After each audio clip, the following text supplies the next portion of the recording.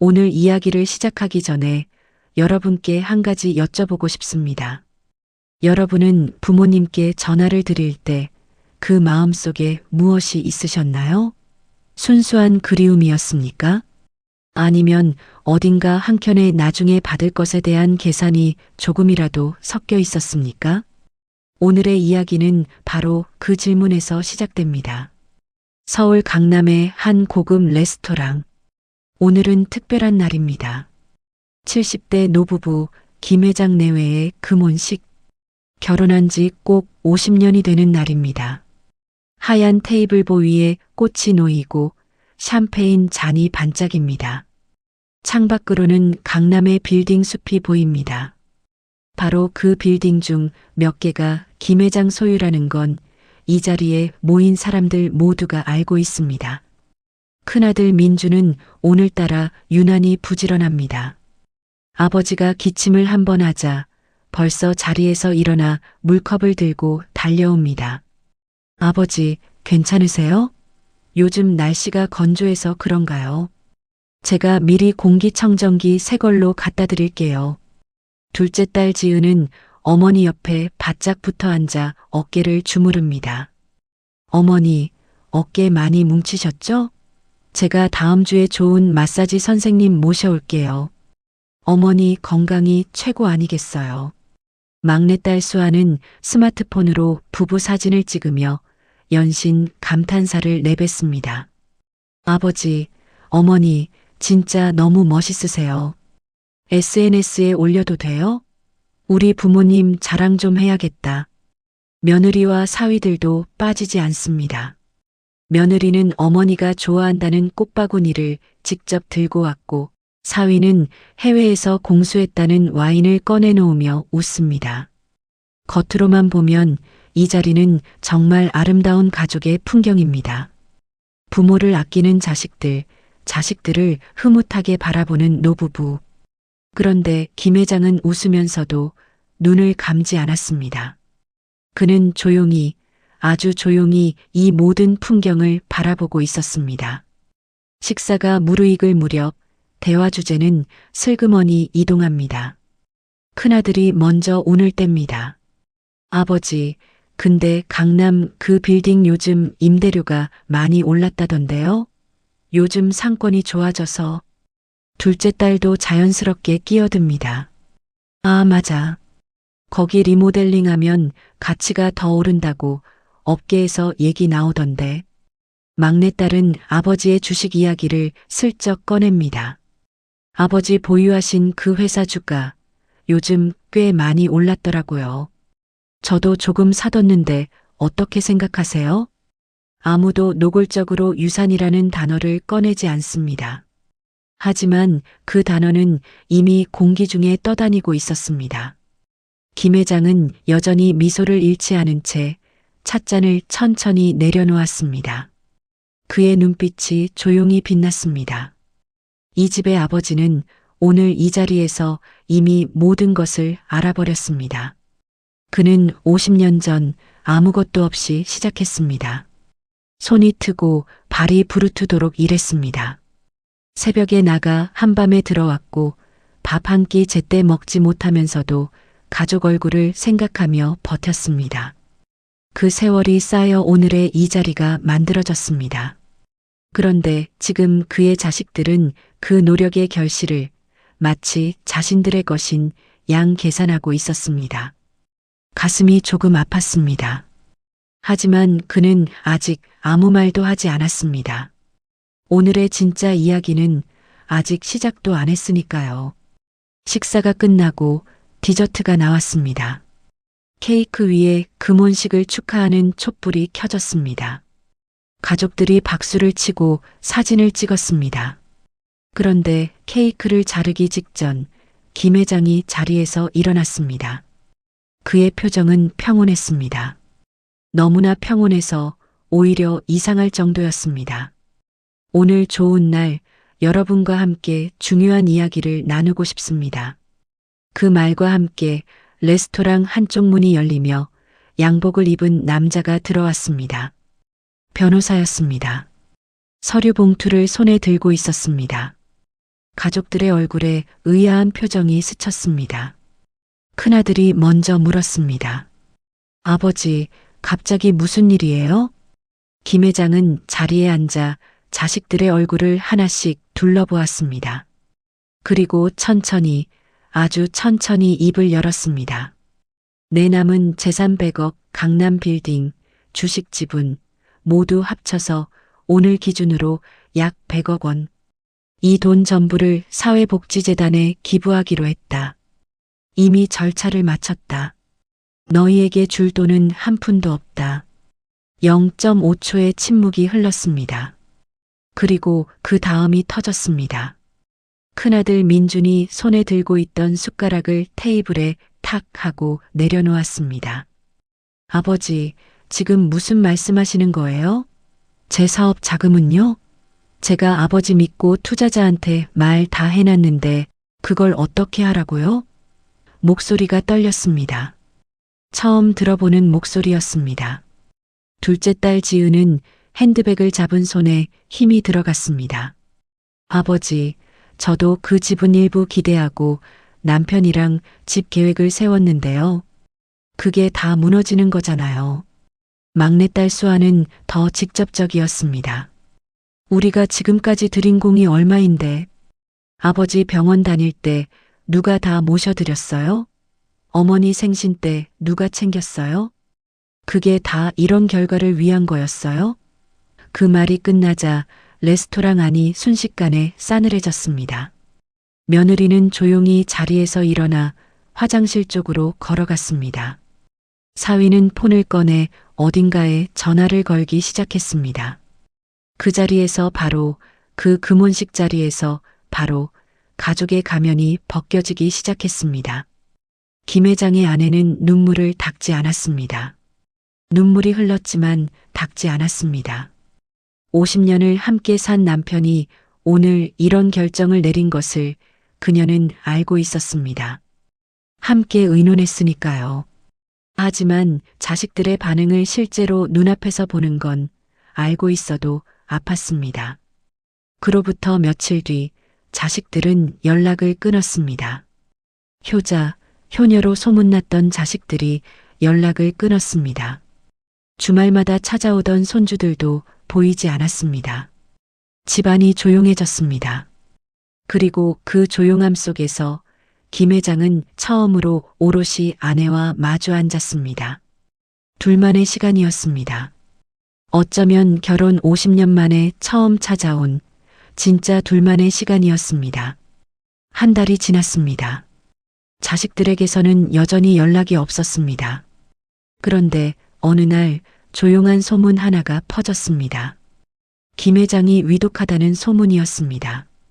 갑자기 쓰러졌다. 병원에 입원했다. 상태가 심각하다. 누가 흘렸는지 모를 이 소문은 빠르게 퍼졌습니다. 그런데 이상하게도 자식들은 오지 않았습니다. 아버지가 위독하다는데 아무도 오지 않았습니다. 그로부터 사흘 뒤 새로운 소문이 하나 더 퍼졌습니다. 김 회장이 사실 별도로 숨겨둔 금괴가 있다더라. 20억치 금괴를 어딘가에 보관해뒀다던데. 그 소문이 퍼지자 그동안 조용하던 자식들의 전화기에서 벨이 울리기 시작했습니다. 큰아들이 먼저 전화를 걸었습니다. 그리고 이틀 만에 셋 다 병원으로 달려왔습니다. 병실 문을 열고 들어온 자식들 앞에 김 회장은 침대에 누워 있었습니다. 수액을 맞고 있었고 얼굴에는 창백한 빛이 돌았습니다. 아, 그것은 연기였지만 자식들은 몰랐습니다. 막내딸이 먼저 손을 잡았습니다. 아버지, 저 왔어요. 많이 아프세요? 큰아들이 의사를 찾겠다며 복도로 나갔습니다. 둘째 딸은 아버지 이마에 손을 얹었습니다. 김 회장은 눈을 가느다랗게 뜨며 말했습니다. 왔구나. 딱 두 글자였습니다. 왔구나. 그런데 그 두 글자가 이상하게 무겁게 들렸습니다. 자식들은 서로 눈치를 봤습니다. 잠시 뒤 김 회장이 다시 입을 열었습니다. 목소리는 약했지만 또렷했습니다. 내가 죽기 전에 한 가지 말해두고 싶은 게 있다. 기부한다고 했지만 사실 따로 숨겨둔 금괴가 있어. 20억치 금고에 보관해뒀는데 번호를 아는 사람은 나밖에 없다. 자식들의 귀가 쫑긋 섰습니다. 내가 죽기 전까지 진심으로 나를 기쁘게 해주는 사람에게 그 금고 번호를 알려주마. 그 말이 끝나자 병실 안의 공기가 달라졌습니다. 막내딸이 먼저 아버지 손을 더 꽉 쥐었습니다. 아버지, 뭐든지 해드릴게요. 큰아들이 복도에서 달려와 침대 옆에 섰습니다. 아버지, 저 여기 있어요. 필요하신 거 있으면 말씀만 하세요. 둘째 딸은 핸드폰을 치우고 아버지를 향해 앉았습니다. 그리고 김 회장의 반격이 시작되었습니다. 다음 날 아침 그는 자식들을 불러 미션을 주었습니다. 미션은 단순하지 않았습니다. 첫 번째 미션. 충청도 시골에 있는 선영에 가서 잡초를 뽑아라. 기계 쓰지 말고 손으로 직접. 자식들의 얼굴이 굳었습니다. 큰아들이 머뭇거렸습니다. 아버지, 저 내일 중요한 미팅이 있는데. 김 회장은 눈을 감으며 말했습니다. 그럼 됐다. 다음 사람. 큰아들은 결국 다음 날 선영으로 갔습니다. 두 번째 미션. 둘째 딸 지은에게는 이런 미션이 주어졌습니다. 내 어머니를 모시고 단둘이 1박 2일 여행을 다녀와라. 남편도 아이도 데려가지 말고. 어머니와 단둘이. 지은은 어머니와 단둘이 여행을 가본 적이 없었습니다. 생각해보니 어머니와 단둘이 밥을 먹은 기억도 잘 나지 않았습니다. 출발하는 날 아침 차 안에서 두 사람은 한동안 아무 말도 하지 않았습니다. 세 번째 미션은 막내딸 수아에게 돌아갔습니다. 아버지의 젊은 시절 사진과 일기를 정리해서 책으로 만들어라. 직접 손으로 써서. 수아는 디자이너였습니다. 뭔가를 만드는 건 자신 있었습니다. 하지만 아버지의 일기를 읽기 시작하자 그녀는 멈추었습니다. 아버지의 20대가 30대가 자신이 전혀 몰랐던 한 인간의 삶이 거기 있었습니다. 금괴라는 당근이 앞에 걸려 있었지만 그 당근을 향해 달려가는 길이 생각보다 험했습니다. 그리고 그 험한 길 위에서 자식들은 서로를 의심하기 시작했습니다. 전현이 금고 번호를 먼저 받는 건 아니겠지. 형이 병원에서 뭔 얘기를 했는지 몰라.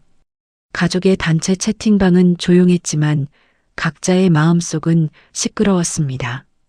그리고 김 회장은 그 모든 것을 병실 침대에 누워 조용히 지켜보고 있었습니다.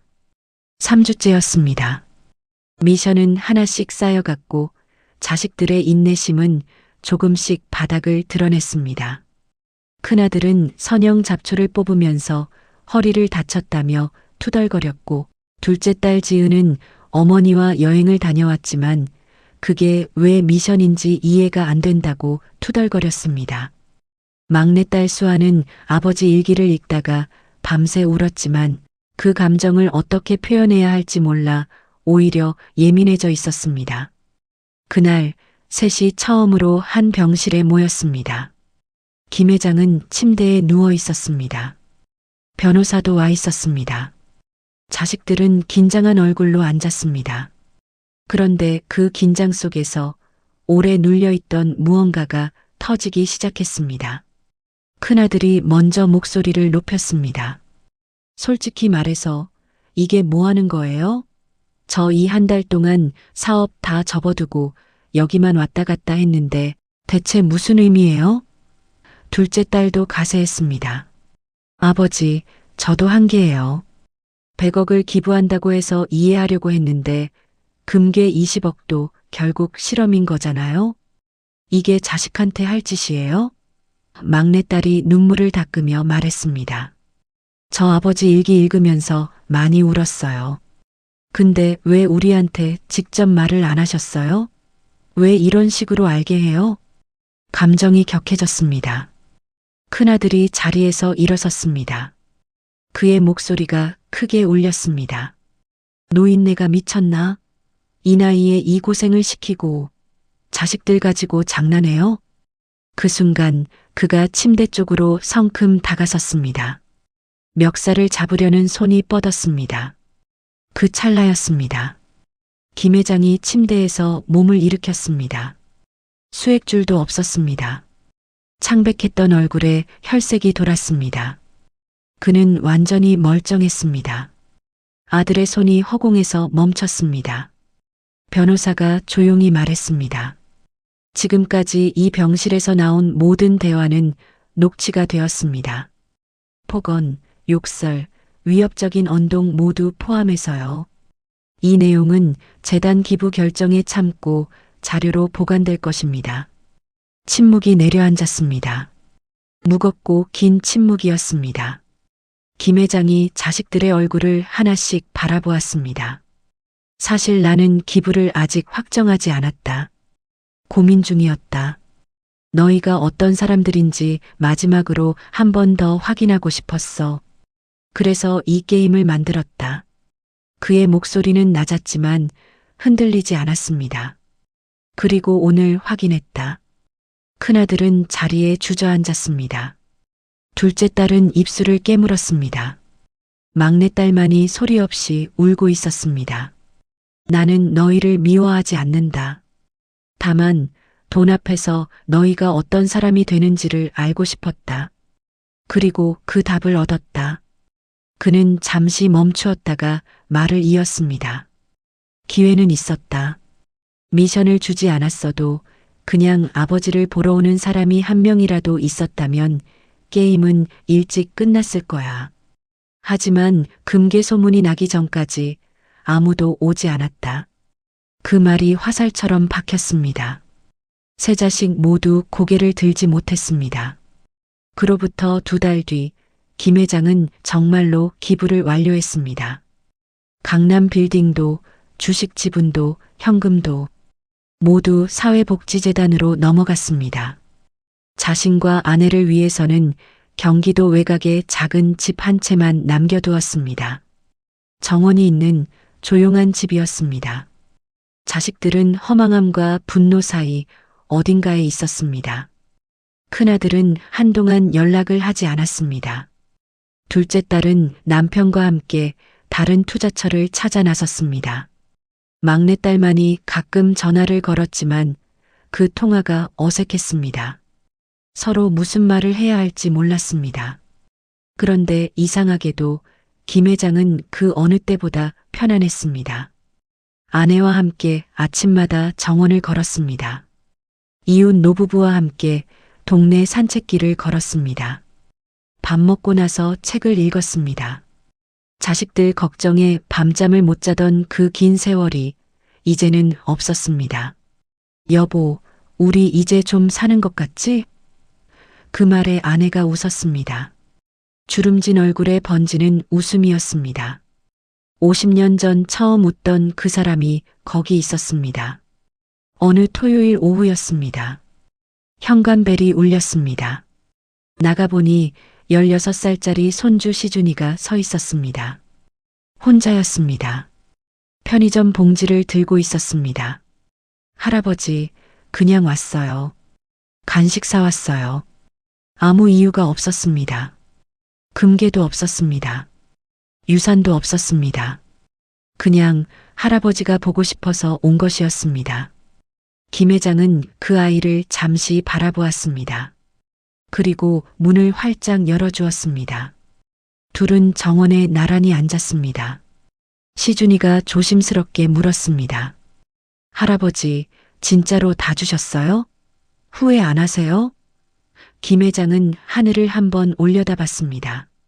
가을 하늘이었습니다. 높고 맑았습니다. 그리고 웃으며 말했습니다. 응, 다 줬다. 대신 나는 너한테서 진짜 아버지를 찾았단다. 시준이는 무슨 말인지 금방은 이해하지 못했습니다. 그래도 그 말이 좋았습니다. 저 멀리 아내가 국화차를 쟁반에 올려나오고 있었습니다. 석양이 정원 위로 내려앉았습니다. 아무것도 없는 것 같지만 실은 모든 것이 있는 풍경이었습니다. 우리는 가끔 부모님의 재산을 자신의 능력인 것처럼 착각합니다. 부모님이 오래 살아계시기를 바라면서 동시에 그분들이 남기실 것을 계산합니다. 그것이 나쁜 마음만은 아닐 수 있습니다. 불안한 세상에서 살아남으려는 인간의 본능이기도 합니다.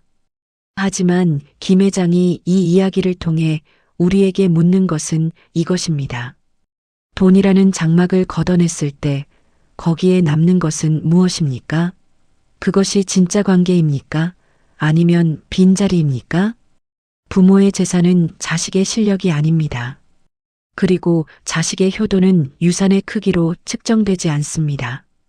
진짜 부모와 자식의 관계는 돈이 사라진 자리에서 비로소 제 모습을 드러냅니다. 김 회장은 오늘도 정원을 걷습니다. 아내의 손을 잡고 천천히, 아주 천천히. 그 모습이 어쩌면 그가 평생 모아온 것 중 가장 값진 것일지도 모릅니다. 이 이야기가 여러분의 마음에 작은 물음 하나를 남겨드렸으면 합니다. 나는 부모님께 어떤 자식이었는가? 그리고 나는 내 자식에게 어떤 부모가 되고 있는가? 오늘 하루 그 질문과 함께 보시길 바랍니다. 지금까지 들어주셔서 감사합니다.